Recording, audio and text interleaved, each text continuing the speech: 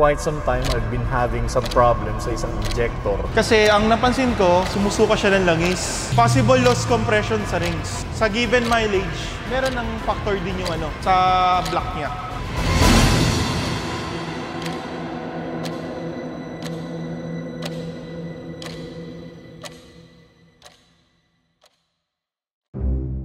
What's going on everybody? Kinagagala ko po kayo na makita ulit dito sa ating video, no? At alam nyo ba kung anong hindi nyo nakikita lately dito sa ating channel? Well, yan si Project Tosgas.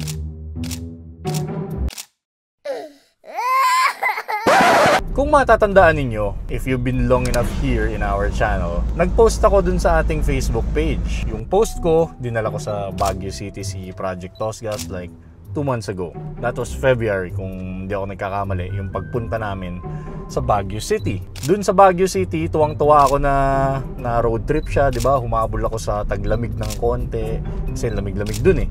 Also, when we were there, talagang proper shakedown siya. After pinturahan, after ng mga pinagpapagawa ko, dun nagkaalam-alam. Also, to give you more context kung bakit hindi nyo siya nakikita dito sa channel natin, kailangan nating bumalik pa ng mas malayo-layo para sa context, no? Nung December kasi, tumambay kami ng mga Pajero boys dun sa Pasay City. Ito mga nakita yung pictures na to, yan yung tambay namin. And shout out to my friends Hans Feliciano at kay John Omac. Pinatry nila ako nung kanilang mga Pajero na napakalalakas.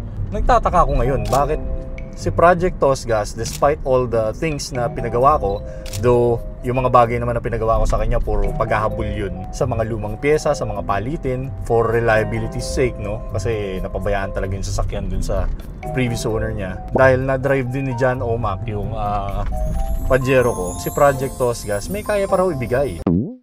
Na parang bitin yung takbo niya despite the reliability na na-achieve natin nung dun sa mga pinagawa natin sa kanya. So, it kind of stuck in my mind.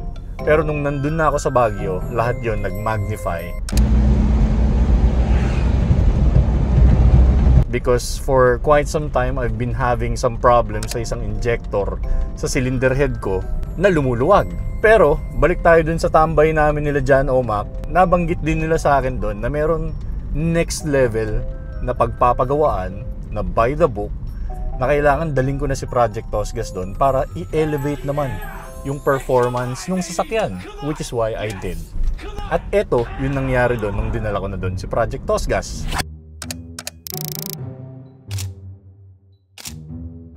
Ako si JP Pangilinan, may-ari ng Gold Star Turbocharger. Ang findings ko dito, meron kaming nararamdaman sa engine. Kasi ang napansin ko, sumusuka siya ng langis. Kailangan kasi namin muna makita, mabuksan siya. Possible loss compression sa rings. Pag kami dito sa shop gina-ground up build namin yan. Kasi for sure, sa given mileage, meron ng factor din yung sa block niya. Pag kami kasi, ayoko kasi na shortcut. Ground up build to, general overhaul. Pero syempre, 4D56 siya, wag nating gawing conventional yung pagbuo. Medyo gawing modern approach natin, yung kailangan i-improve, kung kaya pa nating improve, para maging masaya i-drive siya daily. Pero syempre, ayaw na rin natin yung lumang technology. Tingnan natin yung bagong approach. Gawin natin siya modern. FYI guys, itong si JP ay isa ring Pajero Gen 2 local unit owner. Track record? Well, bumuo na siya ng di na mabilang na race cars dahil passion niya ang magbuo ng mga makina na walang shortcut. Lahat ay by the book.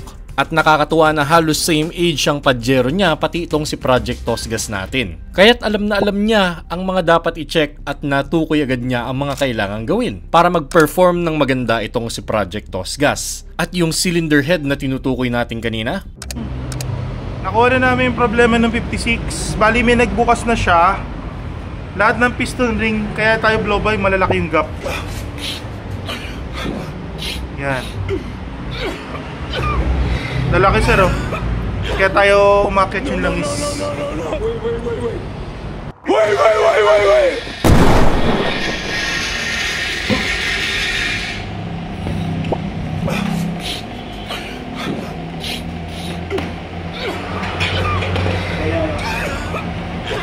At yan ang dahilan kung bakit sa kabila ng mga ginawa nating pagpapatino dito at ang pagpapalit ng mga due for replacement parts ay parang bitin pa rin ang takbo ni Tosgas.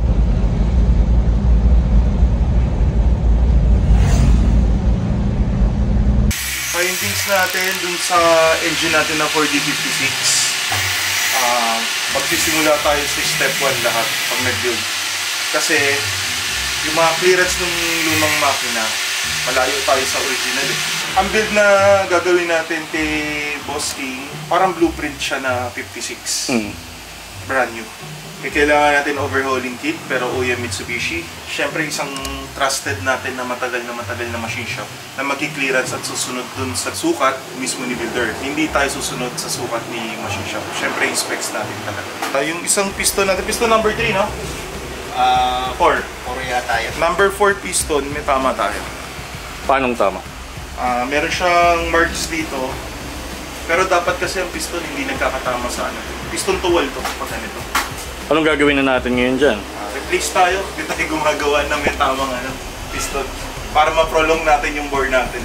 Palit tayo ng bore dun sa trusted machine shop namin. Pero let's go back na standard lahat. Okay. Para mas matagal yung service limit ng makina. Hindi tayo mag-oversize. Standard tayo kung ano yung nasa book ni Mitsubishi. Turbo. Ano gagawin natin sa turbo? Secret. Okay. Pag natapos na yan, si Sir King na lang magsasabi. Okay. So yun yung status natin ngayon. Timeline bro, ng gagawin natin? Pilitin natin matapos siya ng pero siguro mag-extend na ng konti. Tama? Gusto hindi nagmamadali? Oo. Kasi gusto ko, pag lumabas siya, wala na tayong ganong error para tuloy-tuloy yung biyahe ni boss. Alam namin na nabanggit mo na nga, trade secret yung ilalagay mong turbo. Pero anong nangyari dun sa luma nating turbo? Ang nangyari dun sa lumang turbo natin, kung papansinin natin ito, impeller size, housing to impeller, ubos siya.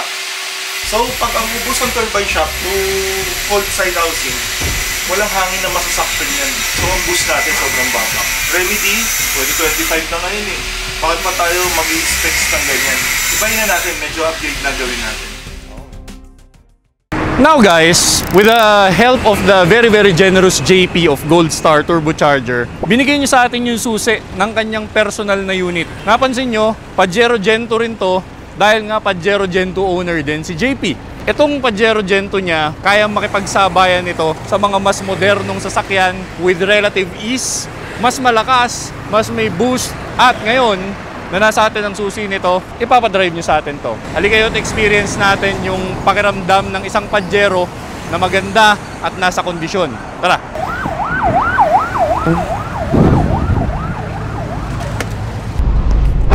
So here we go guys, nandito na tayo sa sasakyan ni JP of Gold Star Turbocharger. Like ours, isa itong 4D56 turbo diesel na Gen 2 Pajero. Isa itong local unit din, pero syempre bilang Gold Star sila, na-fettle na nila to, no? According to JP's liking. At pinadadrive niya sa atin ito ngayon para makita natin yung response ng isang very potent na Pajero Gen 2. Kaya with the recommendation of friends, nadalhin kong araw dyan kay JP kasi yun yung specialty niya, mag-calibrate at magpalakas ng mga Pajero without being too alien with the parts that's going to be installed dun sa sasakyan. Immediately, right off the bat, pinagkatiwalaan ko si JP kasi pareho kami ng sasakyan. Si JP, FYI, hindi siya makapayag na ang mga Pajero namin ay may iwang mabagal versus other 4x4s out there. Diba yung mga moderno, mabibilis, very capable. Back in its day, ang mga Pajero gano'n naman talaga. Marami lang Pajero Gen 2 na sa katandaan, lalo na yung mga 4D56. They were unloved. Ika nga dun sa sinabi ko nung sa nakaraang video natin, ang mga Pajero Gen 2 ay sort of the middle child, napapabayaan. Marami kasing mas gusto yung 4M40, maraming mas gusto yung Fieldmaster, which is why kaming dalawa, instant connection nung nalaman namin na okay, parehong-pareho tayo ng sasakyan. At that moment, nung napunta ako sa shop ni JP, binigay ko sa kanya yung susi, Japes, drive mo si Tosgas, pakiramdaman mo. Doon niya naramdaman na hindi kasing lakas nito yung boost ni Tosgas. Doon niya naramdaman na hindi kasing peppy, kumbaga, hindi kasing potent nito. Ito kasi pag nakabuelo, tulad ng ginagawa natin ngayon, matutuwa ka talaga. Like, may power, maririnig mo yung turbo, it's working. What else can I say? I guess at this point, nandito tayo sa point of no return. Nakakalas yung makina natin doon. It's going to be rebuilt. Pinagkakatiwala ko na kay JP and I'm hoping to get a semblance man lang nung kayang ibigay na power ng sasakyan niya na to. Kasi bilang isang daily driver, si Project Tosgas, ganito. Like, I'm sorta speechless sa kayang ibigay na performance ng sasakyan na to. So let's go ahead, let's go back, and let's see what the hell is going on with Project Tosgas. Given yung experience natin ng isang malakas na Pajero Gen 2 rin, nakapareho nating naka 4D56 turbo manual transmission, ay excited na ako talaga. Pero syempre, ang madugong teardown muna.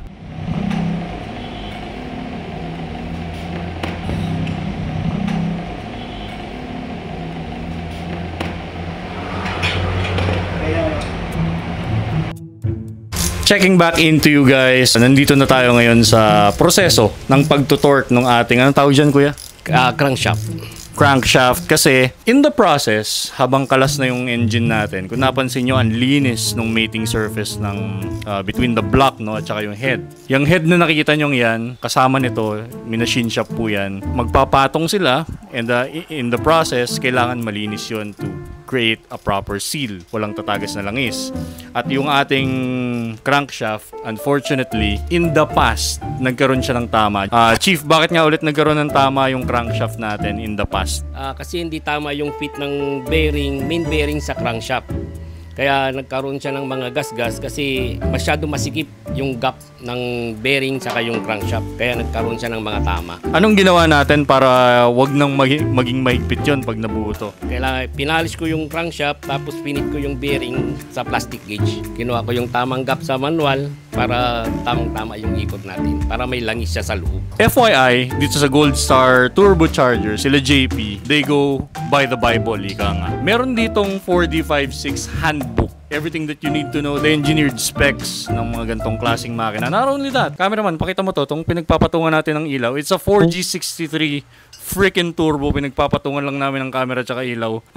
Mitsubishi Lancer Evolution 8 na nakakalas. Ganyang level yung tinatrabaho dito. Sorry JP, pinatungan namin ng ilaw pero kailangan natin maliwanag eh.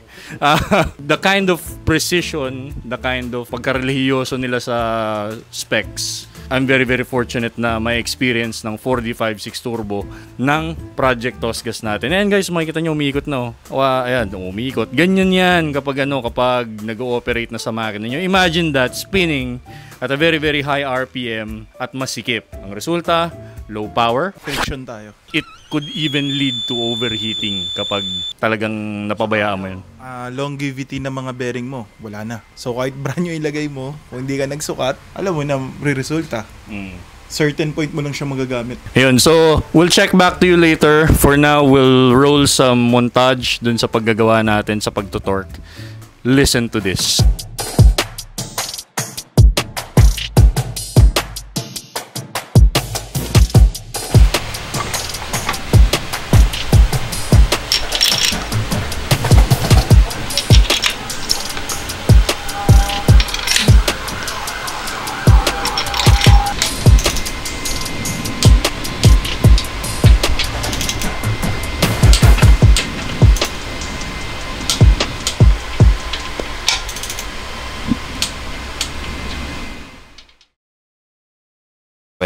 So, aling tornilyo yung higpitan ko? Ito sir. 1, 2, 3, 4, 5, 6. Isa lang. Ayoko marami. Mamaya, madisgrasya eh. Sayang yung tinrabaho natin lahat. Dito hawa ka. Sa dulo. Dulo ka. Lagay mo dito.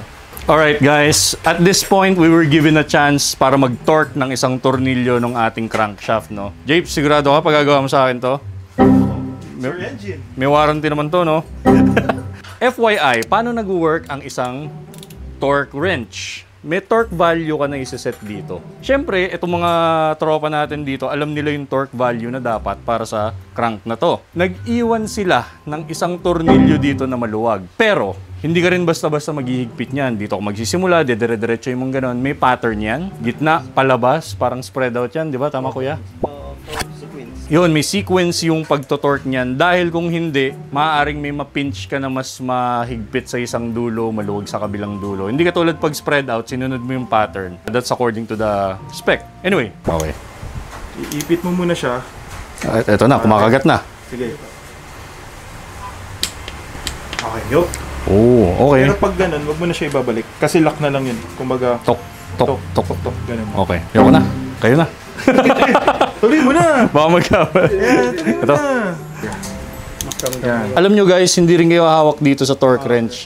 Yung value, Ito. mas proper pag Ito nandito. yung kamay mo dito, pang guide lang to. Oo. Magano. Pero 2 fingers ka lang. Guide lang to para wag mabilog yung Okay, kamay ni- tornilyo. Ayan, okay game? Okay, sige. Good. Yun. Okay, Yun tas ang tama. ito. Sige, ipit mo muna. Kumakagat na. Okay. Good. Okay. O, yoko na. Baka masira ako eh. Ipit mo na. Kailangan na eh. Yan. Ay, shit. Nagpitan ko yata ng todo. Meron pa tayong first stage pa lang yan. First stage pa lang yan. Tataas pa tayo. Umikot ba siya ng... Okay lang yan. Wala pa tayo doon sa bingit ng Okay, yung tapos, critical. anong next? Tapos na siya dito, Gil eh. Tapos na. Doon sa dulo. Hindi ko naluwagan. Ha? Hindi ko naluwagan. Okay. Okay, ikaw na kuya. Thank you. That was quite an experience. Kailangan magpalit tayo ng torque wrench kasi first torque mo yung maliit lang 25 foot-pounds. Sunod 50, and the last torque is 75 foot-pounds. Kaya kailangan maliit, palaki ng palaki tayo. Ganun talaga guys pagka nagbabayad ka sa professionals. It's not only the work that they do para sa engine mo. It's also the knowledge, years and years of experience at saka yung proper tools. Maraming shop sa labas ang walang mga gantong klaseng tool. And itong mga tools na to, may proper maintenance din yan after hex amount of click. May calibration, may maintenance siya. You don't just put it anywhere. Pag nabagsak yan, maaaring mawala sa calibration yan. It will mess up your torque value.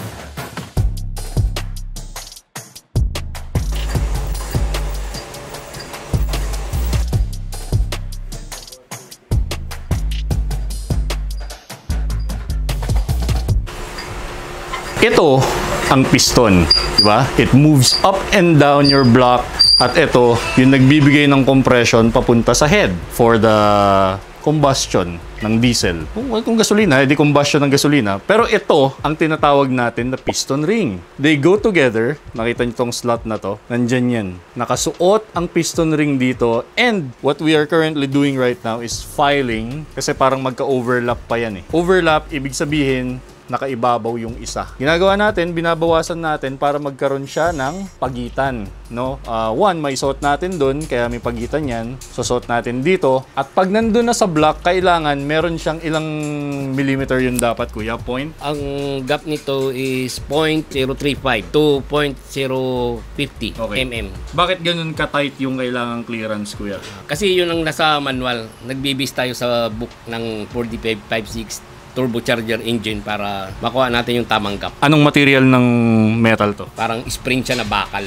Parang ganun. Kaya meron siyang play na ganito. Parang may play siyang ganun. Parang mabalik. So binabawasan mo siya ngayon para sumakto dun sa 0.35 to 0.50. Ganyan, 1, 2, 3, 4, 5, 6. Kaya tayo naghahasa ng ating mga piston ring dahil kailangan ma-reach natin yung 35mm from the feeler gauge. Yan, parang ganyan, no? Kailangan ma-reach natin yon para proper yung mga clearances natin for the piston ring. Now, pairam po ng piston natin. Kung mapapansin nyo, 3 ang kasyang piston ring sa bawat isang piston. That is because may kanya-kanyang purpose yan. Ibig sabihin, yung tinatasahan ni Chief ngayon, yung kanyang fina-file, uulitin niya 12 times dahil 3 bawat isang piston at bawat isa. Yung sinasabi niya kaninang 0.35 to 0.50 mm na clearance, dapat ma-reach natin yon. Walang labis kumbaga at walang kulang within that particular measurement. Dahil kung hindi, baka maging sobrang sikip yan, kulangin tayo sa sirkulasyon, o kaya naman baka masyadong maluwag, wala naman tayong ma-build na pressure inside our combustion chamber. Remember guys, for the gasoline engines, spark plugs yung sumusunog ng kanilang fuel inside the combustion, while sa atin sa diesel, yung compression lang nito up and down the bore ang nagsusunog ng ating diesel dahil hindi ganun ka easily flammable ang diesel. Kailangan niya compression para pumutok siya sa loob ng bawat isa na to. Nerd. Pinakinggan mo yun. Nerd ka. 0.35, right? Ito yung sinasabi natin na 0.35 dapat ang gap. Go kuya. Nakita nyo? The feeler gauge is barely grazing that particular gap. Okay guys, FYI, para sa mga hindi po nakakaalam, ito yung feeler gauge. Para siyang Swiss Army knife na meron na kukuha na iba-ibang feeler, di ba? Yun nga yun eh, feeler gauge. At bawat isa dyan may sukat. Iba-ibang 0.0 something millimeter hanggang sa dito sa atin, yung inahanap natin, 0.35 hanggang 0.50 na gap lang. Yun yung purpose po ng mga feeler gauge. That one right there is spot on already. Kung nakita nyo, napaka-tedious na proseso ng ginagawa natin. No? Remember, basic pa lang yan. Binubuo pa lang natin ulit yung kung ano man, yung 4D56 natin from before with refreshed parts. Matagal na yan. Kumakain ng isang buong maghapon ng bawat isang step dyan sa ginagawa natin na assembly ng ino-overhaul natin na engine. Which is why, itong proseso na to, kaya matagal nyong hindi nakikita si Project Tosga sa channel natin is simply because this is taking time. Lead time namin ni JP dito nung sinimulan namin itong project na to ay around 1.5 month. Umaasa ako na kung magkaroon man ng delays 2 months, perfectly fine with me. Ang importante sa akin ay mabuo ng maayos yung ating engine because at the end of the day, yan yung engine na gagamitin ko eh. Why would I take shortcuts? Nandito na, kalas na lahat. That's also the reason why kung magpapagawa kayo ng anything major, don't take shortcuts. Bring it to the experts, bring it to the professionals para yung trabaho hindi umuulit, yung gastos hindi umuulit, at yung oras nyo sulit. At yan guys, ang kasalukuyang estado ni Project Tosgas natin habang ginagawa siya dito sa Gold Star Turbocharger dito sa A. Bonifacio. Stay tuned dahil nagsisimula pa lang tayo dun sa ating build. As we've mentioned earlier, this will take time. Pasensya na po kung hindi nyo nakita si Project Tosga sa channel natin, pero ganun talaga. Good things takes time. Aariin ko tong sasakyan na to, kaya yung mga nagsasabi dyan na sobrang dami ko ng ginastos, sobrang laki na ng ginastos ko, chill. We're doing it for the cause, para sa mga gaya namin ni JP na Pajero Gen 2 owners. Yung mga nagsasabi dyan na Pajero Gen 2, 4D56, hindi kaya sumabay sa iba. Well, see this differently. Nakita nyo naman kung paano natin din-drive yung sasakyan niya kanina, and I'm hoping that by the end of this project, makuha natin yung semblance man lang ng ganong performance ng Pajero. Okay. Step back ng konti. Yung performance kasi nun parang parang 4M40 na Pajero. And I'm hoping to replicate that in my car. So kung gusto nyo malaman kung magagawa ba natin yan, stay tuned para sa ating susunod na video. Like this video, subscribe. What are you waiting for? Let's do this. Marami kaming video na ginawa tungkol dito kay Project Tosgas. Ito yung umubos ng pera ko, and I'll see you on the next video.